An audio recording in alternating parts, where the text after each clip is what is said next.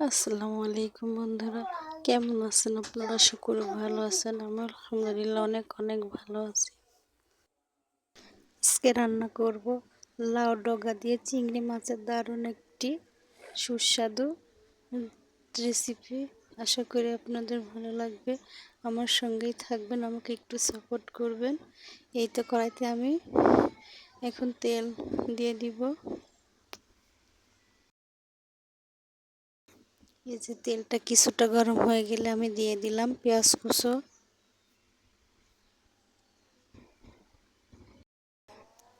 চুলাটা খুব বেশি ধরে যাওয়ায় আমার পেঁয়াজটা একটু পুড়ে গেছে। বন্ধুরা একটু প্লিজ করে নিও। এবার আমি একটু আদা আর জিরা বাটাটা দিয়ে দিচ্ছি। এবার দিয়ে দেবো মরিচের গুঁড়ো 1 চামচ, 2 চামচ। এবার ধনিয়া গুঁড়া 2 চামচ, আর দিয়ে দিব সামান্য একটু পানি। ধর আমার হলুদের গুঁড়া দেওয়াটা স্কিপ হয়ে গেছে, প্লিজ ক্ষমার দৃষ্টিতে দেখবেন। এবার দিয়ে দিলাম স্বাদ মতো লবণ। মশলাটা একটু ভালো করে কষিয়ে নিয়ে এবার চিংড়ি মাছগুলো দিয়ে দিচ্ছি। মাছগুলো আমি দেওয়ার পর একটু ভালো করে মশলাটা কষিয়ে এবার আমি লাউ ডগাটা দিয়ে দিচ্ছি।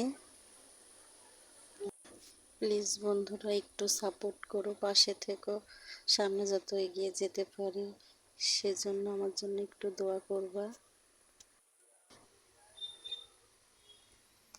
এবার দিয়ে দিচ্ছি কিছুটা আলু। শুধু লাউ ডগা তো আর ভালো লাগে না, কিছুটা আলু দিয়ে এবার আমি সুন্দর করে কষিয়ে নিব।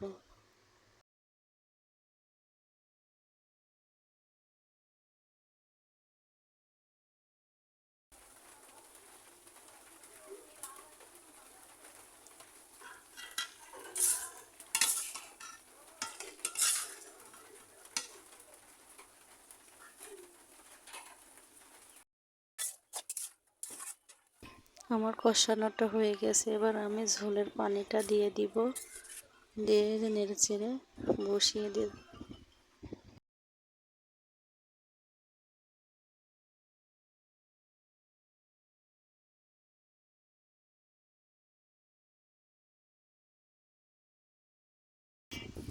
এই তো বন্ধুরা দেখুন আমার রান্নাটা শেষ হয়ে গেছে। এবার আমি তরকারিটা উঠিয়ে নিচ্ছি। প্লিজ বন্ধুরা আমার রান্নাটা কেমন হয়েছে কমেন্ট করে জানিও, শেয়ার করো আর একটু পাশে থেকে সাপোর্ট করো। আজকের মতো এখানেই বিদায় নিচ্ছি। যে যেখানে থাকেন সুস্থ থাকেন, ভালো থাকেন।